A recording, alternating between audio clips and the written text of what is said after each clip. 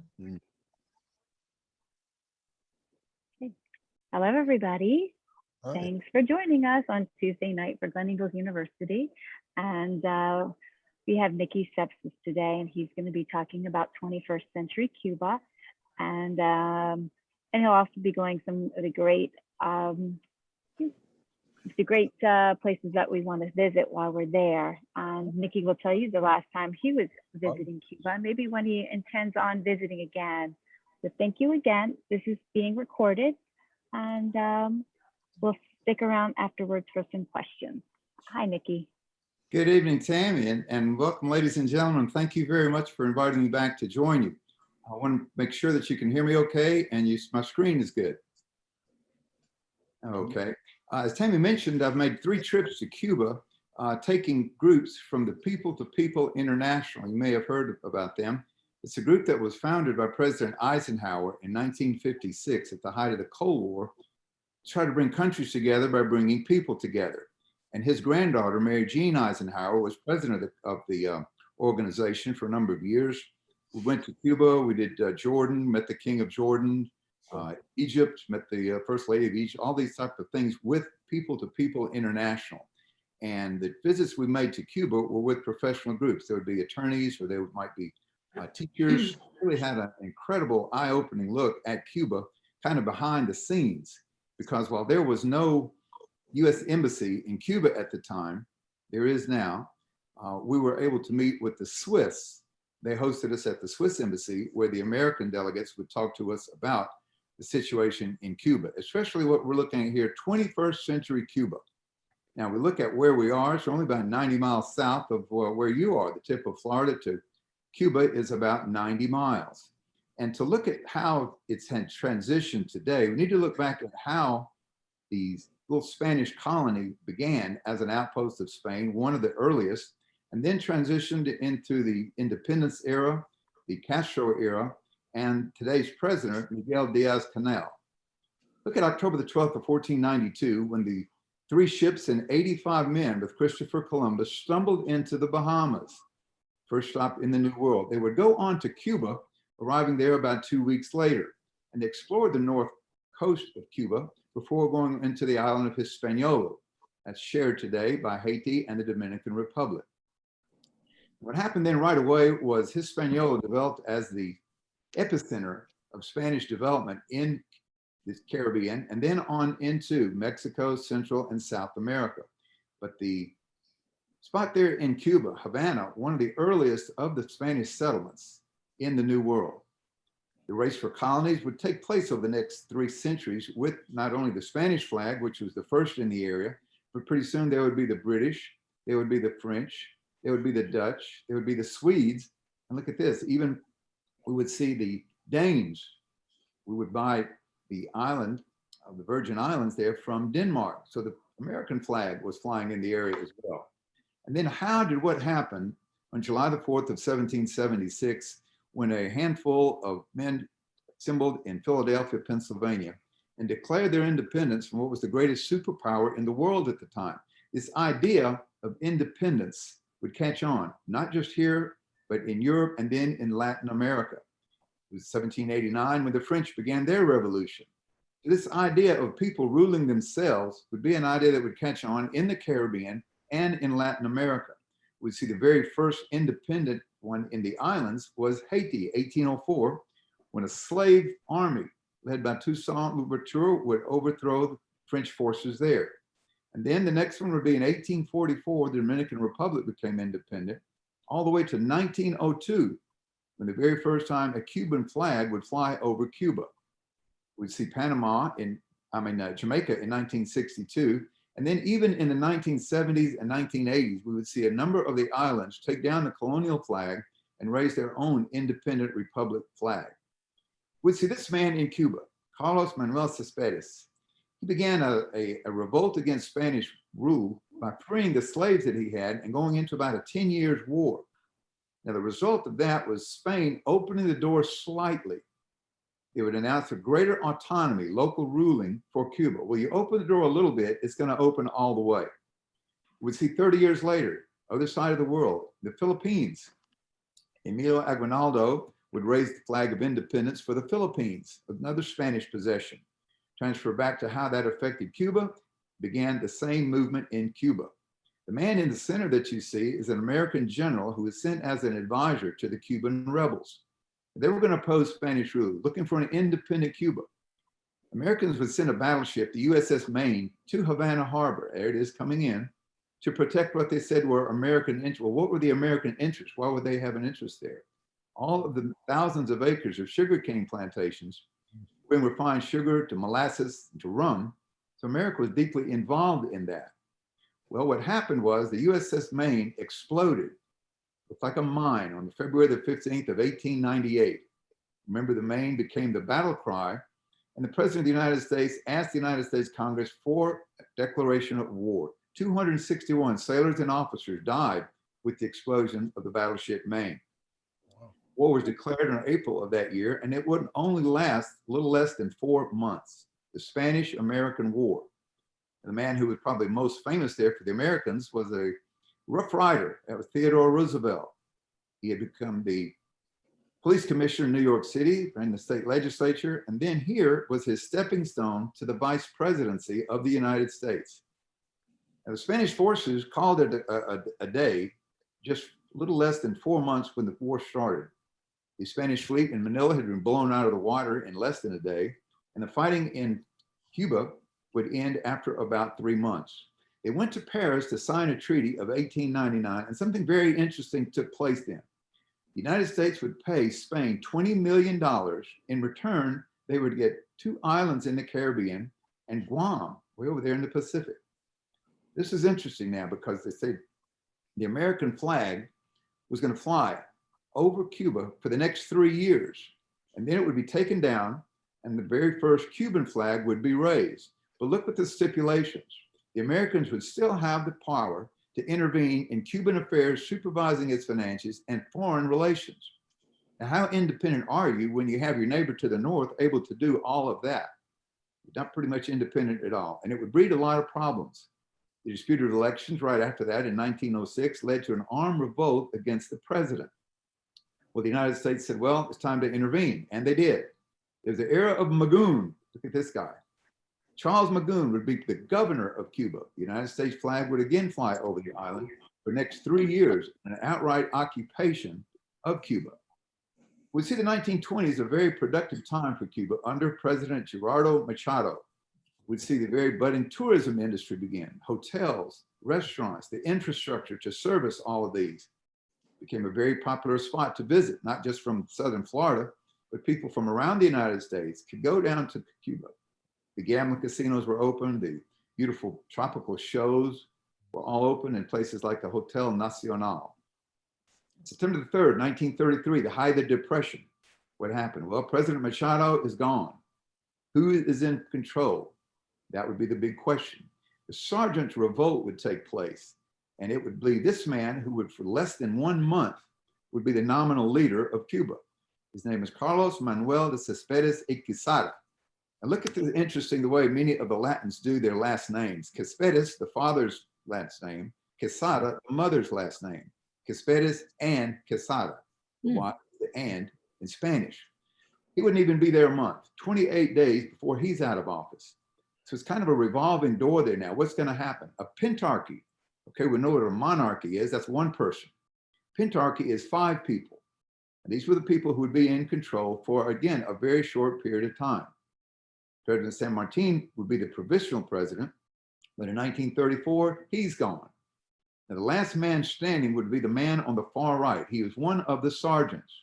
He would be the man who would become Fulgencio Batista, the man who would become the dictator, virtual dictator of Cuba, very popular with the Americans. Look, he is in Washington, D.C. They rolled out the red carpet. He's meeting there with the chief of staff of the United States Army. He would meet with other senators and representatives in the Congress. About the same time this man was born, 1926, and again, the 2 last names, Castro Ruz.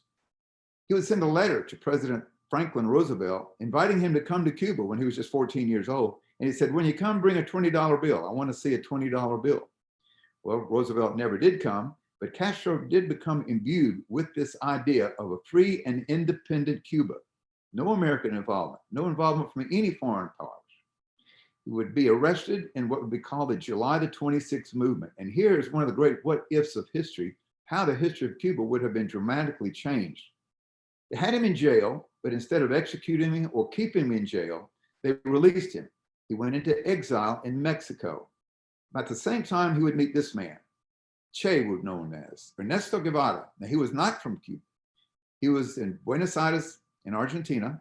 He was a medical student, going to medical school there, but he took a trip on a motorcycle. If you've ever seen the Spanish film, the Spanish right there with the title, The Motorcycle Diaries, or read the book, it's a fascinating account of Che Guevara's motorcycle ride from the tip of South America all the way up the West Coast, even to the United States. And there he became imbued with the revolutionary spirit. He's not going to be a doctor. He's going to be a revolutionary. Parents were heartbroken, but there's Che Guevara. He would be demonstrating with many of the Castro and his family against the policies of Fulgencio Batista, but they quickly realized the demonstrations were not going to lead to a change in government. They became friends also with this man, Camilo Cespedes, and the three of them would plan an overthrow of the government. Now, that's a bold, audacious plan. They were in Mexico, and they're going to go all the way across the Caribbean to the southern tip of Cuba, where they would begin the revolution up in the mountains. It's, again, one of the what ifs. About 2/3 of the 80 men who were involved in that were killed right there. The rest of them escaped to the mountains where they would begin the revolution. The fighting would be against the government and the army of Batista for about 3 years. We would see Fulgencio, we would see Raul Castro, brother of Fidel. We would see Che Guevara and Fidel leading this insurrection. They got closer and closer to the capital, moving westward to Havana. And finally, on New Year's Eve of December of 19, they realized, Batista said that it's over. My army cannot stand against these guys. So he leaves, he goes into exile, and the very next day, on New Year's Day of 1959, Che Guevara, there is Fidel Castro walking arm in arm down the streets of Havana. Now, this is our lifetime. This is the history that we remember, watching what was happening at that time. The very first thing that Castro did when he became to power, he said, I am a Marxist-Leninist and will be until the day I die. Now, at age 33, he was the youngest leader anywhere in the world. Fidel Castro is in power. Well, immediately, President Eisenhower was still in office at the time, would break off diplomatic relations with Cuba. And then in January, when President Kennedy comes to power in 1960, we would see shortly afterwards the invasion, not participating Americans, but trained, the flyers, the troops, trained by Americans. It was a disaster at the Bay of Pigs. And then with the aerial photography showed that Soviet missiles were on the island. It would be a kind of a match here between two men who had their fingers on the nuclear button, Nikita Khrushchev and John Kennedy. We were watching at that time in our lunchroom when I was in high school as to what would happen when the Soviet vessels were closing in on Cuba with those missiles. Well, they turned around and went back. So nuclear war was averted.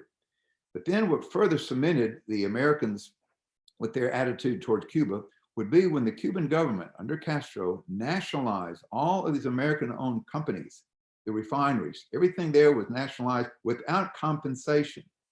So the United States breaks off relations, but they are in bed with the Soviets, $4 to $6 billion per year, all the way up until 1989. What happened in 1989? Well, the wall came down. East Germany, the wall crumbled. 2 years later, there's no more Soviet Union. It took down the statues of Lenin and all the other heroes of the Soviet era. Now it is the Russian Federation.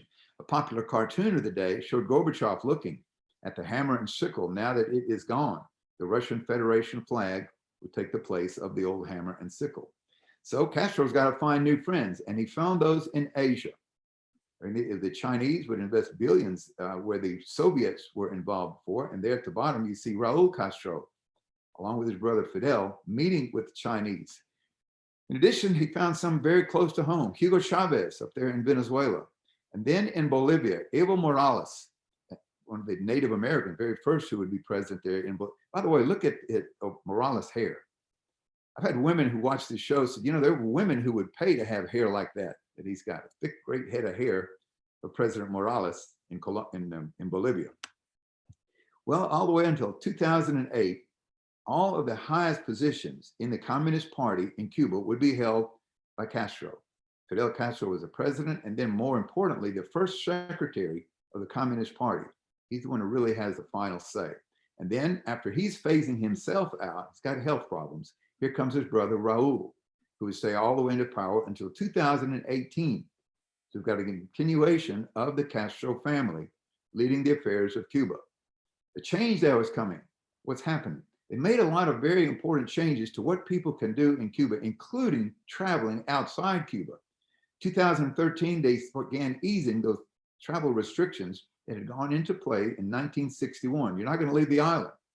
Well, pretty soon, under this, you could have a passport and a national ID card, and you could leave. And in addition, you could carry your children with you. And people were going to leave, but certainly not going to stay gone if they can't bring their children. Had to go back to visit the children. The only problem with that is very few Cubans could afford this passport. It was about 5 months in salary for Cuban to get an international passport. We did see a lot of travel, though 180,000 Cubans left under this new policy, and they returned. They came back with their families. We would see in March 2016, President Barack Obama made history, first president to visit Cuba. And there he is with Raul Castro in his visit. It looked like they were going to be opening the door that had been closed for 40 years and make it easier for Americans to visit Cuba. Meetings with Raul Castro, President of the Communist Party, and other leaders there. And then we would see further movement. Parliamentary elections, actual free and open elections would be held. One that would lead to this man coming to power, which here is today, Miguel Diaz-Canel. Again, he's taken the other name, Bermudez, as well. 2018, he came to office. Now, who was he? Born in 1960. This is just the first year of Fidel Castro's rule. 33 years later, he's the Politburo in the Communist Party of Cuba, keeps moving up in the ranks. He becomes the first vice president. And then just this year, he assumed the top office, the first secretary of the Communist Party of Cuba. It looks like that's the very first time since the 70s that a non-member of the Castro family, meaning Fidel and Raul, were leading Cuba. He would begin a journey to Eastern Europe and to Western Europe. He visited in Southeast Asia, not just Vietnam and Laos, but China, North Korea, and Russia, all the 5 communist countries, in addition to France and Great Britain in Western Europe. Looks like he's moving in that direction, even meeting with the Prime Minister of India and having a session with Vladimir Putin in Russia, reaching out all over the world. And there is their Capitol building, the Communist Party of Cuba headquarters, and official statement from President Diaz-Canel, expected to pursue the cautious reforms from the predecessor's economic policies, starting moving toward opening up Cuba. It would be a difficult job. There you see another cartoon showed Cuba with North Korea and China, pretty much all that's left of those Soviet bloc nations that had all fallen and become independent republics in 1989. We would see what was going to happen. Well, look at Cuba today. Interesting thing, there are about 11.5 million people that live on the island. And what's happening there is not happening anywhere else in the world. They've had either a stagnant or declining population in the last 3 decades. Now, if that continues, they're poised to have negative growth over the next 20 years. That's just unheard of. Why is that happening? Well, a number of reasons that they cite. One, they have the lowest fertility rate in the Western Hemisphere, about 9 births per 1,000 people. Now, what's causing that? They have unrestricted access to legal abortion. Any woman who wants an abortion can go into any clinic for any reason and have her pregnancy aborted. The abortion rates, well, what are they in Latin America? About 25 per 1,000 pregnancies. When you look at the Caribbean, it jumps up slightly to about 37 per 1,000. If you look at Europe, you see almost double what Latin America is, 48 per 1,000. And look at what they have in Cuba, 58 point, almost 59 per 1,000. They lead not just the Caribbean and Latin America, but even Europe in the abortion rates. So that's a big reason.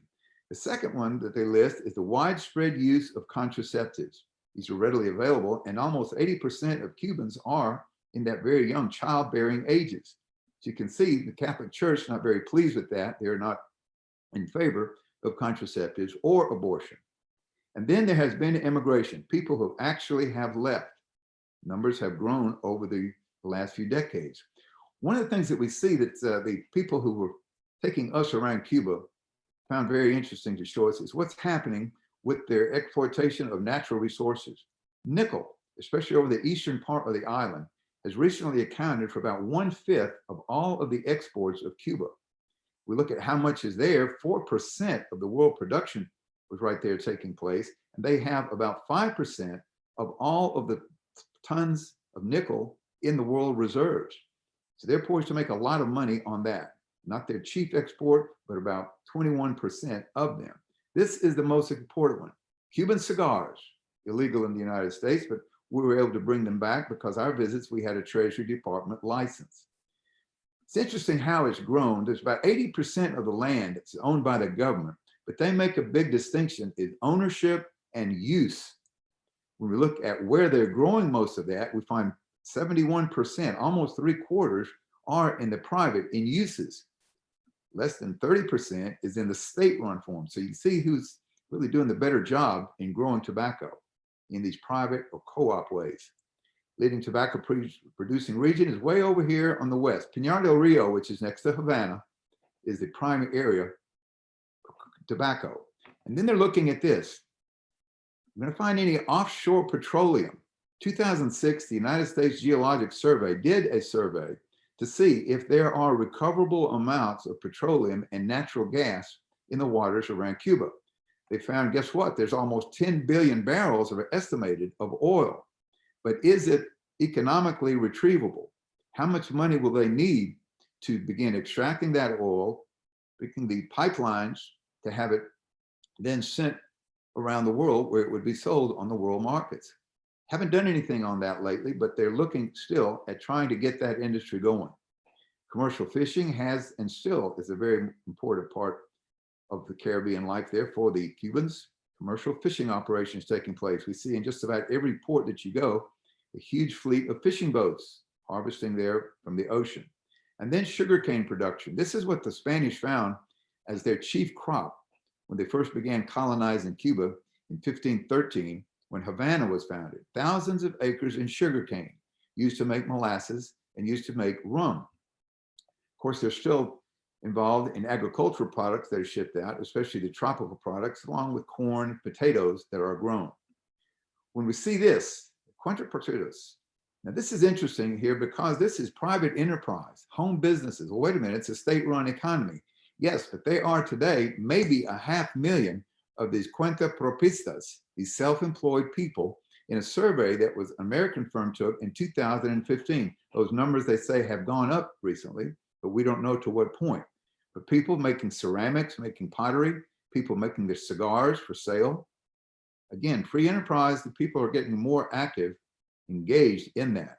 And then these foreign venture companies there, especially over here on the eastern part of the island, where a company called Shared International is actively involved with the Cubans in mining. We're going to continue that. And then one of the mainstays of their economy is what people from abroad are sending back to Cuba. These are Cubans, family and friends, 3.3 billion in 2015. Now that's such an interesting number because for 7 years, that was the principal source of Cuban family income. Think of that. Our principal source of income is what family members or friends are sending to us from outside Cuba. It has changed since the 15, 16, and 17, when they really started focusing on the tourist industry. How much money is coming into Cuba? When we see the Cuban dollar versus the American dollar versus the Cuban peso, you see how valuable that dollar is for people who are employed in different sectors of the tourism business. For example, a man I talked to in the hotel where we were staying was a bartender. He said, I'll get tipped in US dollars and I'll make more sometime than a doctor in Cuba is going to make. If you're Cubans from abroad traveling, you can bring in anywhere from $3,200 to $3,500, and that's tops, that's max. Those dollars have to be converted to Cuban pesos and they can't be taken out of the country. You have to reconvert when you leave. Now, the currency up until 2021 was two. They had the Cuban peso and they had what we call the kooks. Cuban convertible peso.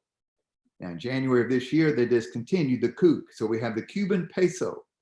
Interesting to see how the Cuban peso had images of important people from their history, while the CUC had different monuments around Cuba for the revolution and onward. Now that Cuban, just yesterday, the American dollar was worth about 24 pesos. Now, you get a hard hit when you exchange that, anywhere from 10 to 13% commission that the person changing your money is going to get at an official exchange place. You can't do it on leaving the country at the airport. It has to be done before. And it must be done by the time you're leaving. You can't take this currency with you. And what about credit cards? This is something that's very unique to Cuba.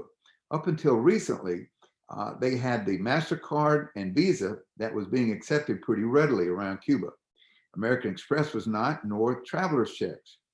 Recent changes to that have been pretty much unacceptance of credit cards. They don't want to take your credit cards. They want money. The human rights record is where they're still lacking. And that, I don't know when it'll be before that improves.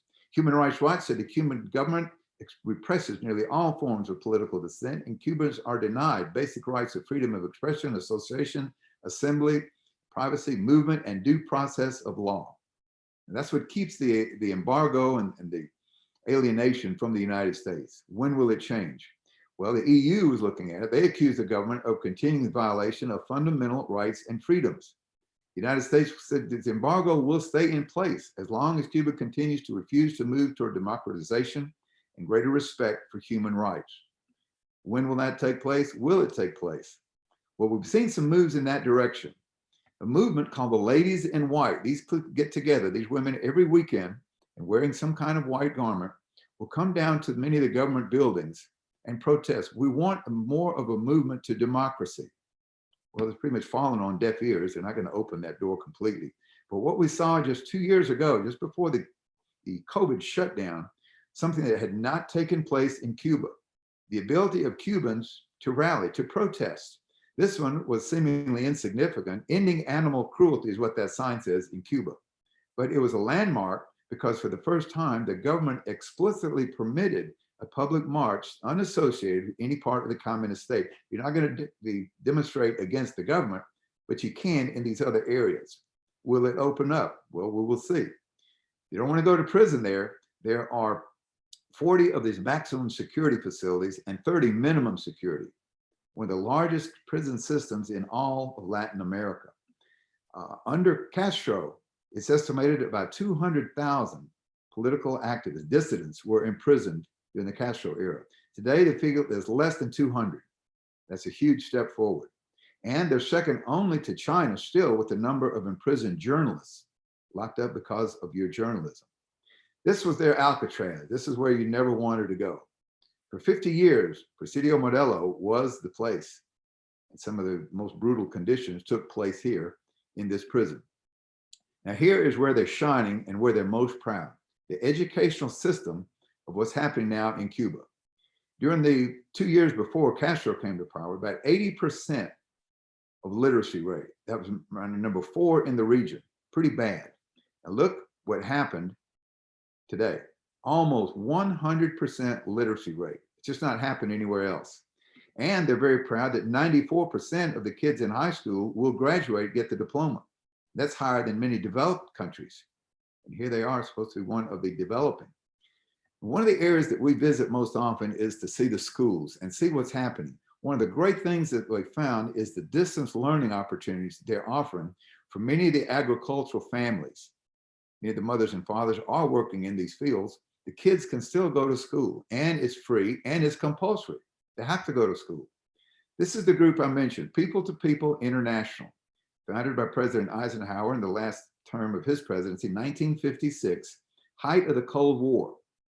Now, what we did was to sponsor a number of groups, and they would be professional organizations, might be teachers or doctors or attorneys, to visit different places around the world and get a behind the scenes look. For example, like I said, we visited with the royal family of Jordan, the King of Jordan, his sister.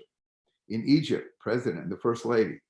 In Cuba, it's been interesting to see going with this lady. Here we are in Egypt with Mary Jean. By the way, she looked just like her grandmother, just like her grandmother. CEO of People to People International. And there we would visit these schools like this one, Escuela Lenin, named after Vladimir Lenin. And there you see in the faces of the girls at this school, the great diversity in Cuba. You see the European influence with the blondes, you see the Native American, you see the African American, all of the different groups right here in the island. And there, when we visit these schools, we're always bringing school supplies. One of the most difficult things for them to get, school supplies. So bringing plenty of them with them, and Ms. Eisenhower is often giving awards to many of the schools and the leaders of these schools for their great work in education. Here's a teacher very proud of the work that his kids are doing with the limited resources that they have. They're getting a lot of help again from overseas. Here at the Mama Dolores Farm, the same thing, a home for children there, loving care home. Ms. Eisenhower giving this man a medal and an award for the work that he's done there. So they're very proud of that. And they're proud of the University of Havana. This goes all the way back to the 18th century, but it's very expensive. You can have deep pockets if your kid's going to school there, $20,000 to $40,000 per course. You can imagine how expensive that is. Here they've got about 24,000 students, and this is their epicenter of learning here. These 15 faculties, this is the University Students Federation.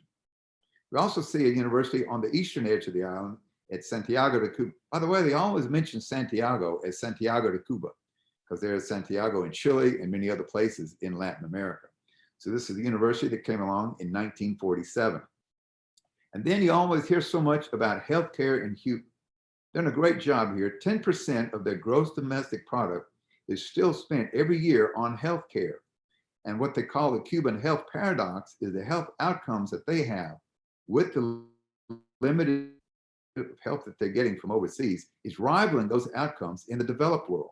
When we see the doctor to population ratio, they are #1 in the world, #1, outclassing everybody. So naturally, they're very proud of that. There is free universal health care, and there's no shortage of doctors and nurses and other medical personnel.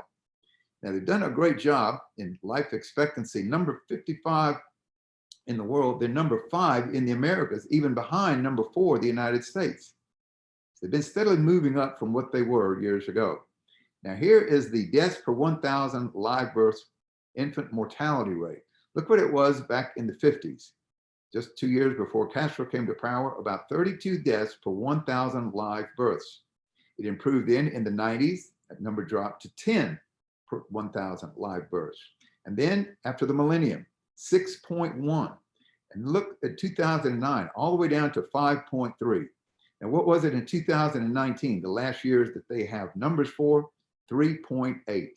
A staggering drop from 32 deaths per 1,000 to less than 4 per 1,000. Again, they're very proud of that. But there is a flip side to this great universal health care.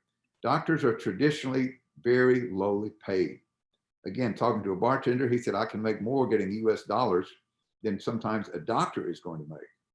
They find that the facilities are inadequate. They're crowded, overcrowded, we'd say. When you find the equipment they're using, we went into one rehabilitation clinic, and there was this people lined up waiting to use that. Looks like it's about to fall apart as you look at it. There's a shortage and an absence of essential drug. One man said, I can get drugs on the street, illegal drugs, easier than I can get aspirin.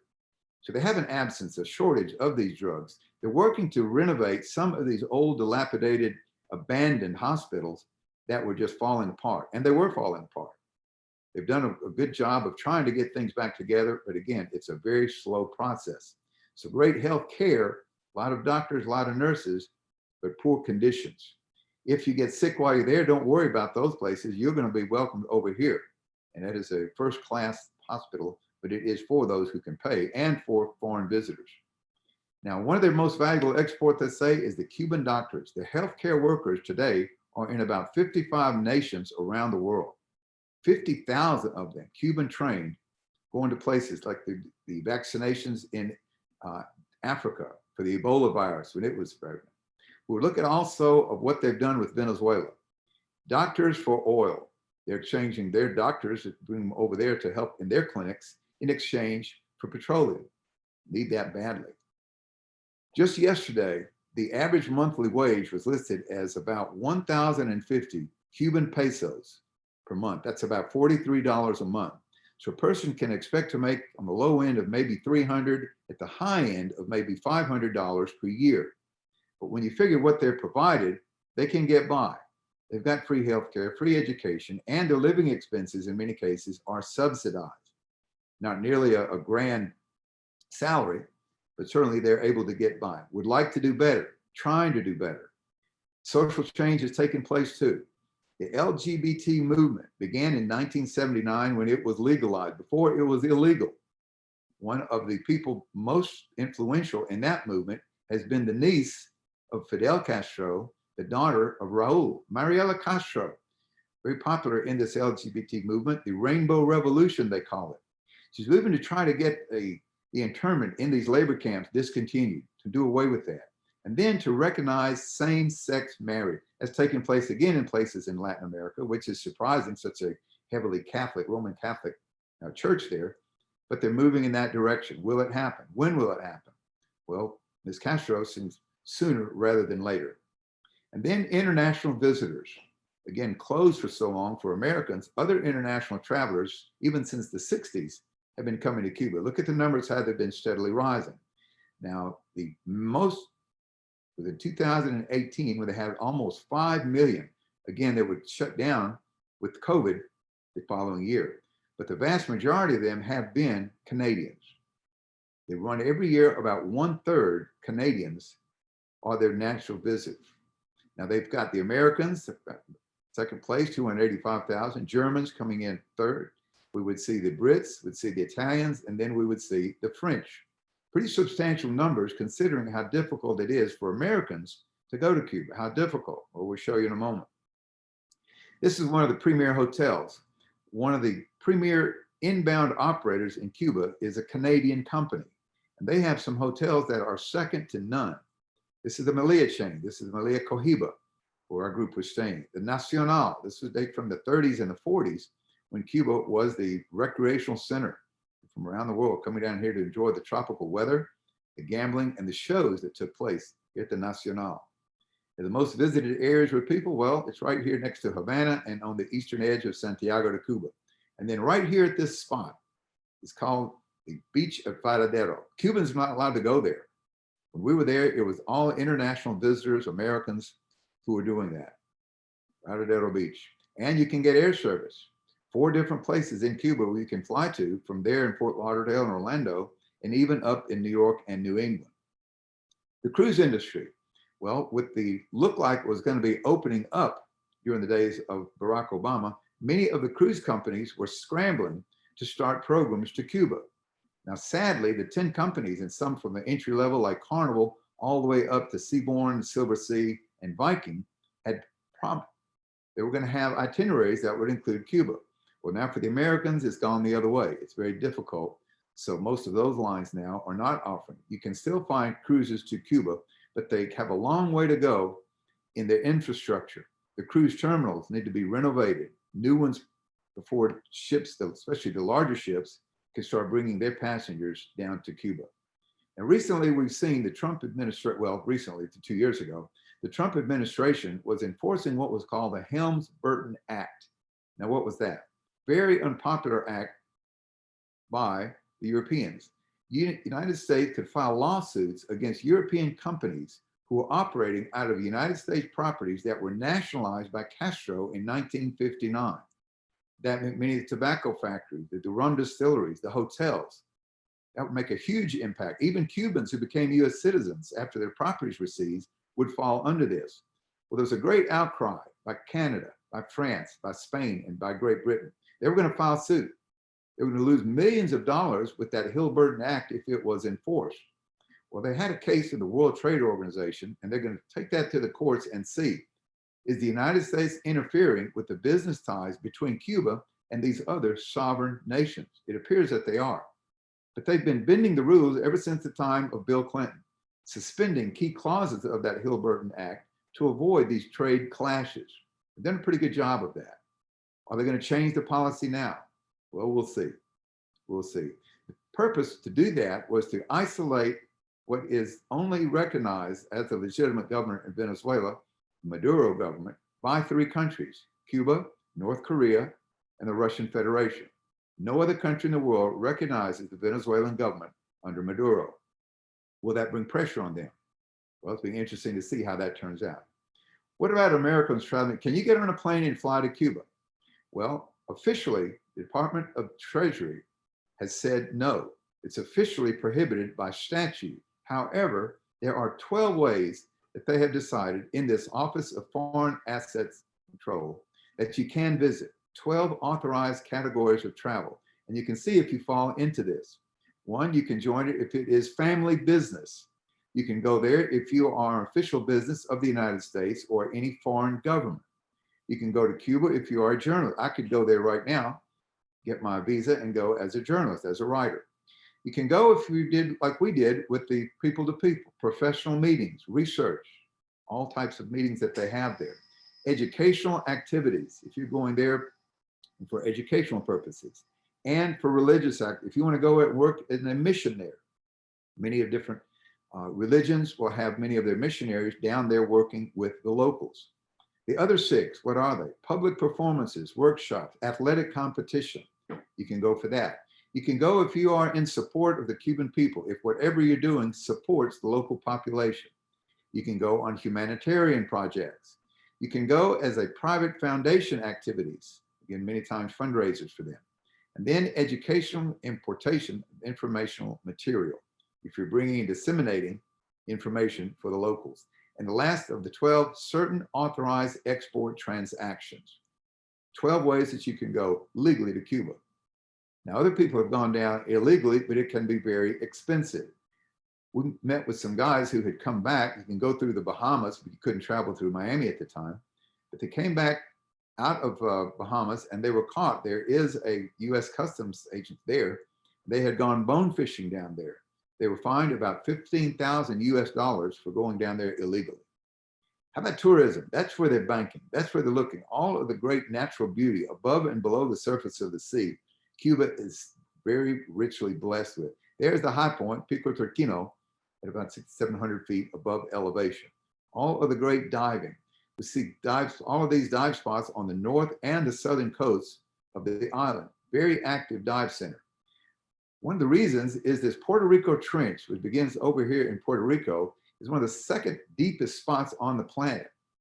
The deepest over there, the trench in the Pacific, is about 37,000 feet. This one goes down to almost 29,000 feet. Great scuba diving, regular snorkeling for the great undersea treasure, and these reefs that Cuba is very proud of and protecting.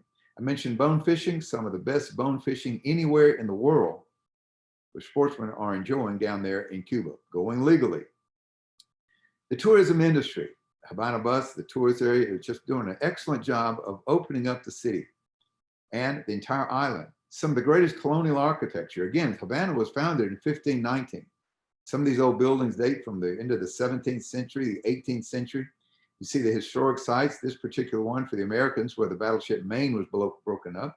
And there, the Spanish forts, the very first forts there in Havana Harbor. You look at their Capitol building, all of the other government buildings. They're restoring many of these. Some of the neighborhoods are really run down, but they're putting the money into some of these cultural attractions. The Opera House, the theater, all of these places that are very actively recruiting, as is visiting the great natural beauty. This is up in the western part here in Pinar del Rio. They even have an underwater river, the great limestone caves. We take the groups on little boats on these underground rivers. You can get around with the little cyclists, or do what people love to do is see what Cuba is very, very proud of. The Model 50s cars, all of these great vintage automobiles, some of which now are federal taxis. You see the old 55 Chevrolet, Studebakers, the Packards, Edsel. You don't see these cars, and they are in sometimes peak condition. I asked this man, I said, we've had an embargo since 1961. How do you get parts to do what you're doing right here? He said, we improvise. And they are very good at improvising. The neighborhoods, again, pretty run down. They are trying to work hard at getting those spruced up. There's some great architecture in these little backwaters, little areas that you visit all around the island. The Spanish architecture, the Andalusian balconies, great influence of Spain here in Cuba. And these musicians, you drop $1 or $2 into their bucket, and these guys are ecstatic because they're getting US dollars to change 24 to 1 the Cuban pesos. And the food. we certainly enjoy the food in these places. We're in Havana or Santiago. The jerk pork, the pulled chicken, beans and rice, some of the dishes there with tortillas, and the Cuba Libre. You can have your rum and Coke when you're visiting there with a sprig of lime. And then the Mojito. This is really an interesting drink there that was made popular by someone I'm sure you'll recognize. You mix some particular rum with some sweet juice there and your bit of sprig, and all of a sudden it was the favorite drink of Papa Hemingway, Ernest Hemingway. He lived there during the war years, 1942 to 45, and then again in the 1950s. Became a larger than life figure in Cuba, just as he was in Miami. You go down there to the bars there where he hung out, and you see Hemingway's bar and all of these places. They're very proud of the fact that they've opened up his home, Lookout Farm, to visitors. We take our tour groups there. They're very impressed with how he lived there in Cuba, the 40s and the 50s. There's his boat, the Pilar. What we don't see there that we see in Miami are the six-toed cats. You pretty much don't see them in Havana, but we watch them when we're in Fort Key West to have a look at some of the cats that he had in his home there. And we look at the great sites then in Cuba, going to the Nacional, going to the different historic sites, the old fortress there at the entrance to the harbor, the great sunsets, the what tropical weather that you find. It's all made Cuba in the 21st century an island very much in transition, not just for the historic site, but to see what's happening in Cuba today. That hope is giving you in the last 50 minutes here a look at what's happening in Cuba today. If you have any questions, then if you'd like to unmute yourselves, I'll be trying to answer any questions that you may have. I would like to know why the birth rate is so low if it's such a Catholic country, or has it been outlawed so much that it just doesn't The reasons fit? that they gave us when we were visiting with the representatives from Cuba at the embassy of the Swiss was that one is that unrestricted access to abortion. Right. One is the fertility rate with contraceptives. They said they want to maintain that. But do you maintain it when it's a point of in 20 years, you could almost achieve a negative growth rate? They have the lowest rate right now in the Caribbean and all of Latin America with their infertility rate and with the unrestricted access to abortion. Many of the Roman Catholic countries there will still, abortion is illegal. In Cuba, Right. Well, and so many of them are Catholics still, aren't they? yes, absolutely. So, yeah. So many of them. Yeah, it's a good question. It doesn't make sense, right? Why the Catholic people are choosing abortion when that's not part of their. Right. Well, that's my question. What is the role of the Catholic Church in Cuba, or what is the role of the Cuban government in the Catholic Church? Well, from what they told us, there is no role of the Cuban government. The people do have unrestricted access to churches. And when we were there, the Roman Catholic churches were very heavily attended. People who wanted to have some process no religious affiliation at all. And it's much like what we saw in the Soviet Union. They were officially an atheist country from 1917 until the collapse of the Soviet Union in 1991. Now the Russian Orthodox Church is very active there. The Roman Catholic Church, the same way here in Cuba. They were never officially outlawed, but it wasn't that popular during the era when we would see more people not attending than people attending.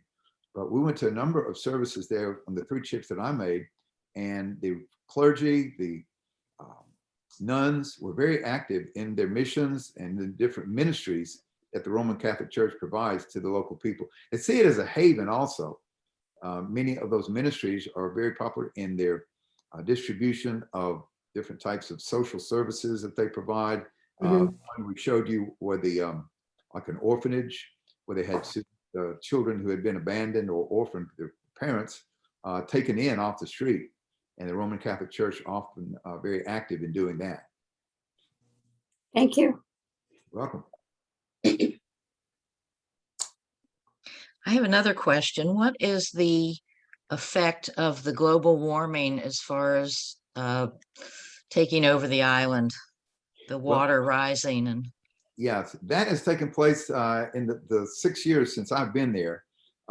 Didn't hear much about that at the time. I'm reading about it now, not having been there in 6 years, but the concern that they have is what's happening as far as what's happening to some of the coral reefs, like in Australia, in the Bahamas. Those reefs with the different rise in temperature of the sea, not just the sea level, is affecting the coral reefs. Well, they want to be very active in a proactive stance in protecting those reefs when they saw how many of those dive centers all around the island, there's over 30 of them that are very actively recruiting scuba divers and snorkelists who come down there for that. As far as sea level rise, I don't have any information. I haven't seen that.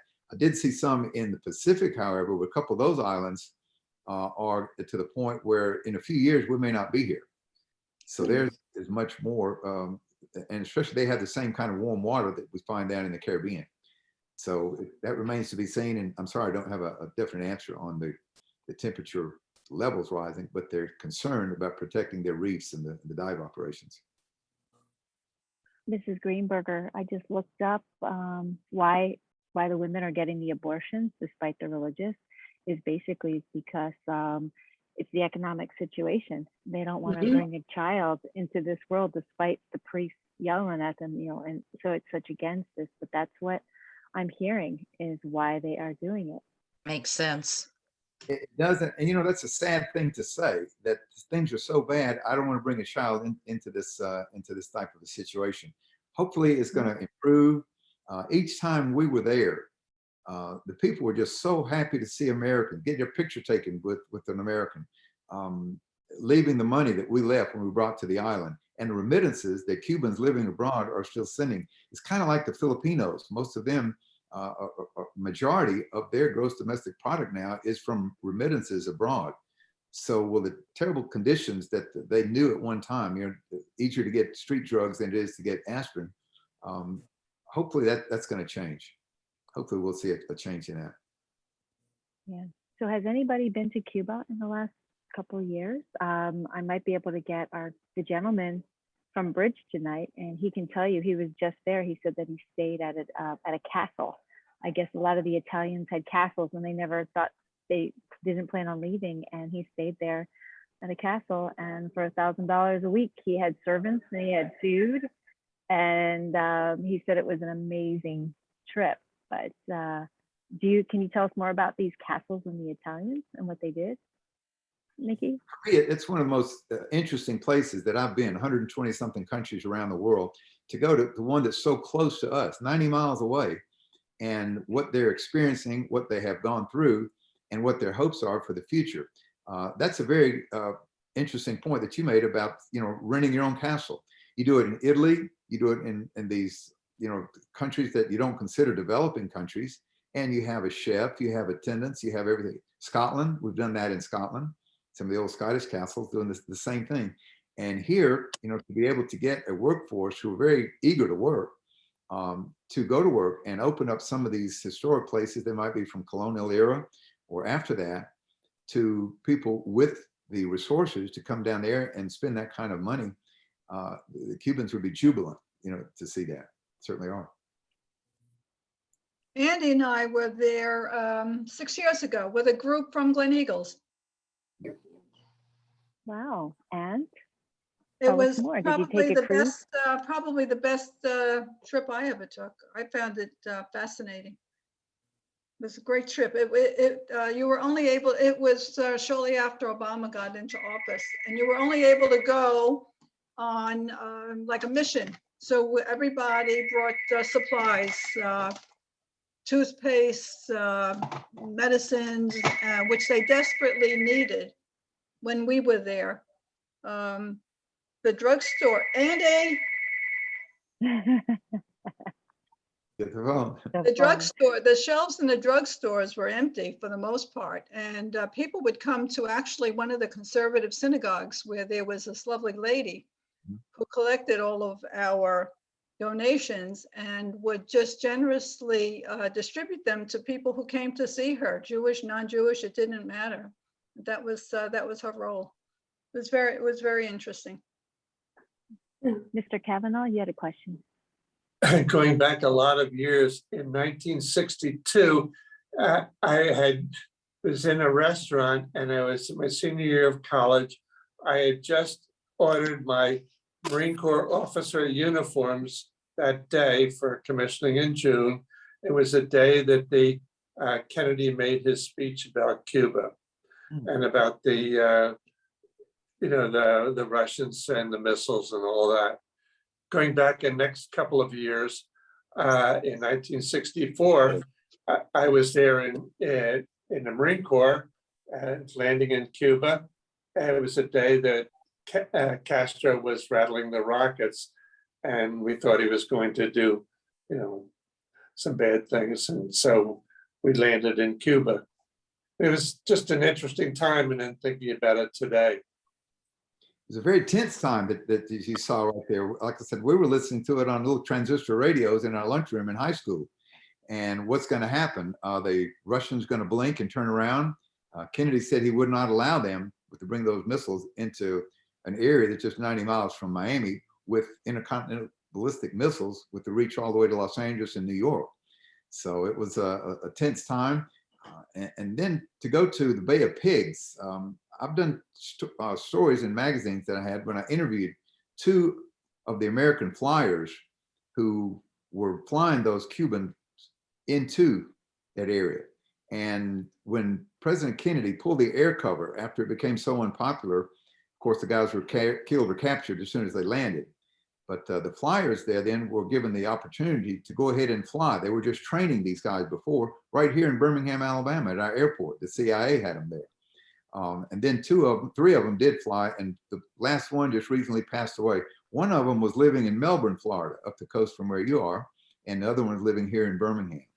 But they were fascinating, as your stories were with in the Marine Corps, what these guys experienced during that Bay of Pigs time. I remember a couple of years later, a couple of my colleagues had been caught by the Cuban forces and imprisoned in one of the prisons you did not mention, at the Isle of Pines. And they spent 3 years there, and then they were eventually traded for medicine in one of the big negotiations at the time. Wow. Well, one of the things that was very interesting to us when we were with the Charge d'Affaires for North America for Cuba, when we were at the Swiss embassy, was that the 99-year lease on the American base there, Guantanamo, every year, Castro would get a check from the United States government for payment of that lease. And they said, he's got them in a cigar box. He never cashed those checks. He said, we can make it without the United States. And he said, interesting. Yeah, he said that was something that Castro, he said, I won't cash those checks. He said, we're here, you've got your 99-year lease. He said, but we can make it without you. So that was an interesting footnote to that visit. Has anybody else been to Cuba? No, we have. Did you go on the trip with Gleneagles or on your own? No, we went actually with Polo people, and but we had a wonderful trip, and we were on a mission, and we went to the synagogues, and there was 3 synagogues, I think, in Cuba at that point, and a lot of them are migrating to Israel and doing Aliyah there. So a lot of the Cubans have left, the Jewish people have left Cuba. I heard one of those 3 has closed now. I don't know that for sure, but I just heard that. Oh, really? That's what I heard because that's what they were going towards, that because the population was dwindling. Yeah. But what we did was we brought all medical supplies and toothbrushes and toothpaste and all that stuff, aspirin, and left it there, and people brought clothes and whatnot. So but I thought it was a very fascinating country. It was great to see. I was glad we got there before the Americans did, so before it was all built up with, I thought it would be faster than it is, built up by American tourists, or companies. But I don't think it's happening so quickly as I thought it might. You did good What about work. all the money? What about all the money that the United States has given, raised for Cuba? Obviously it's not being vaccine are in the remittance. right hands? Well, they're hoping with this president, Miguel Diaz-Canel, how much of an impact is he going to make? He's been a party guy all his life, but he realizes the fact there, the Russian support, Chinese support, they need these US dollars coming in there to start this transition, to continue the transition, hopefully that they will have. So the infrastructure is falling apart. Yeah. But it was fascinating to see, and the hope that the people had of improving their living conditions. We had a guide that was phenomenal, and she was really, really good. And she explained to us all what was happening, and her hope was to improve it. Well, they stand in line to get a job, in the tourist industry, because they know that's Yes. where money is. Yeah, well, she's one of the top tourist leaders in Cuba, or in Havana. Yeah. Well, you saw a very good one. They're really good. These guys are excellent. They're top of their game. Yeah. Mr. Kavanaugh, you had a question? Do you think the Cubans in South Florida will ever allow whatever administration is in power to engage in relations, improve relations with Cuba? Good question. One of the things that some of the people that we spoke with, one of them lives in Michigan now, and he said this is a generation that left with what they were wearing, had to leave everything behind and lost everything. They will probably never, ever vote for normalization. He said, but what you've got now is an entire generation that's grown up since Castro, and they want relations with their relatives in the United States, Jewish relations there. They've gone to Israel, whatever, to try to open up more than what we've seen. They want these music festivals. They want all of these athletic competitions, in Cuba. That one generation, the one that left in the Castro era, probably never. He said, I don't know that I would ever vote for normalization after what I went through. He said, but the kids that have grown up since then, he said, we'll probably see it. That's, his take on it. Interesting. It was. Anybody else? If not, we could call it a night. Well, let me say a huge thank you to you, Tammy, and to all of you, ladies and gentlemen. This is our 8th visit together, and I certainly appreciate being on your list of programs and presenters that you have there. Many of ours are destination focused, and others like this one are geopolitical type of a look. I've got 258, so we won't be running out of topics anytime soon. I'm making some new ones as well. So thank you. Think of them again in the future. It's certainly a pleasure and a privilege for me to meet with all of you each time. Very interesting and nice hearing it again. Thank you. Thank you, Niki. Thank you. Well, so everybody, before you go, just mark your calendars on Sunday. Well, we know we have for those who are in town, we have our Rock on the Range on Saturday, and we're going to cross our fingers for this weather to improve. Or not rain on Saturday, but on Sunday on the 21st, if you didn't go to my social overview, I'm going to take the time on Sunday evening to go over all the events that are in our calendar, talk to you about the lottery, how it works. Well, you guys already know everything. I mean, because you know how to reserve online, and I'm preaching to the choir here. You guys know everything. So tell your friends that don't know about everything that's going on in the club. You guys are my voice for all this, everything social. So tell people if they have any questions, come on out on Sunday on Zoom. Never mind. Okay. Okay, you got to find With out. that, I'm going to stop recording.